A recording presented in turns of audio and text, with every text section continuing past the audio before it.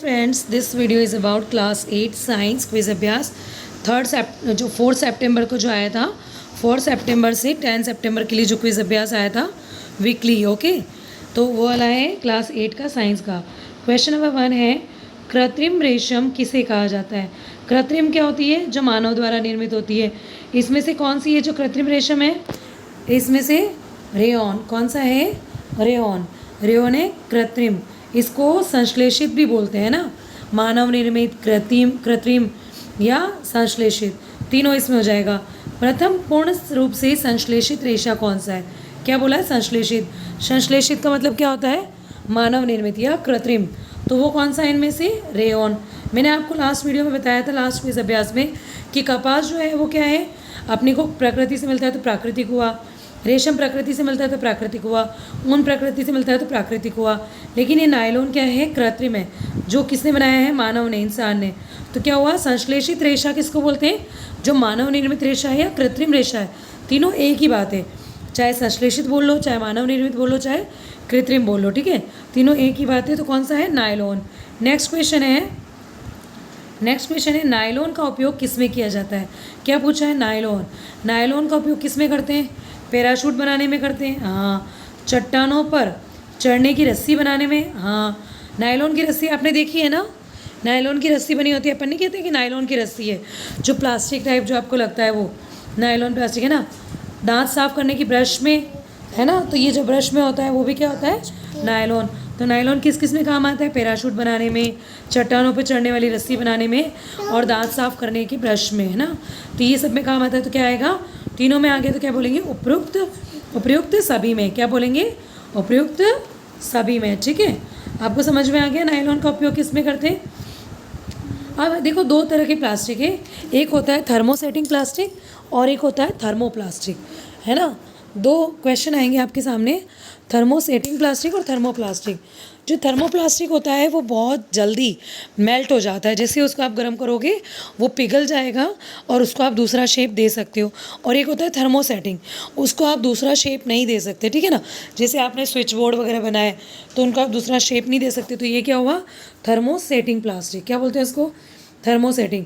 तो इसका क्या बोला है? एक उदाहरण, थर्मोसेटिंग का उदाहरण पूछा है, तो इसका उदाहरण क्या है? बेकेलाइट। पीवीसी तो उसका उदाहरण है थर्मोप्लास्टिक का, क्योंकि पीवीसी को वापस आप मेल्ट करोगे तो वापस से क्या होगा? वो मेल्ट हो जाएगा और दूसरा शेप ले लेगा, ठीक है ना। तो ये थर्मोसेटिंग वर्ड को ध्यान रखना है। थर्मोसेटिंग प्लास्टिक कौन सा है? तो बेकेलाइट, ठीक है। नेक्स्ट क्वेश्चन है थर्मोप्लास्टिक। मैंने क्या बोला था? थर्मोप्लास्टिक क्या करता है?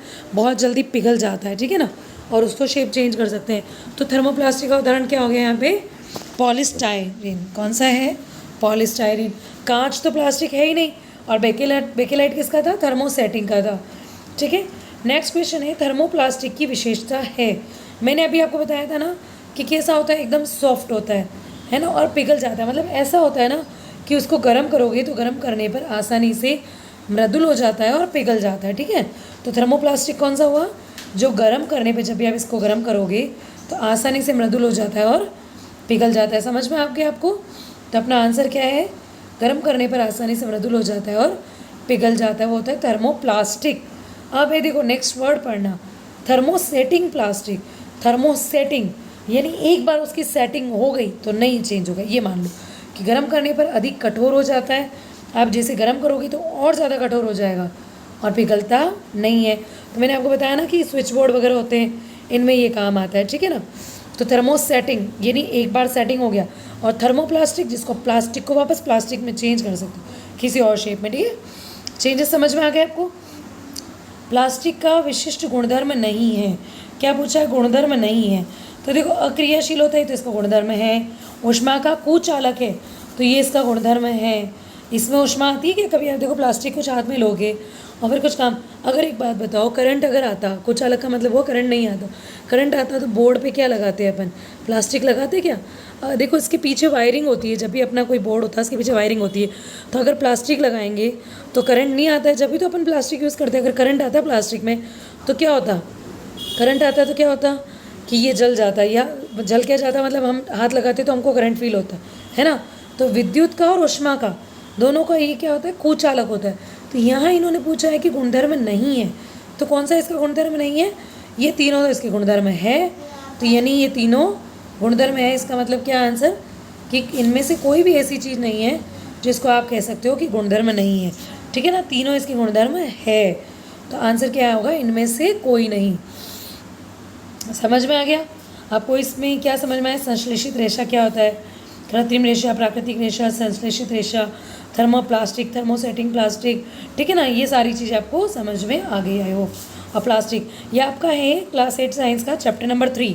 ठीक है ना, संश्लेषित रेशे का कर और प्लास्टिक करके। ठीक है, ओके। अगर आपको ये वीडियो समझ में आई हो ये वाली, और आपको अच्छे से लर्न भी हो रहा हो, तो मेरी चैनल को please do like share and subscribe.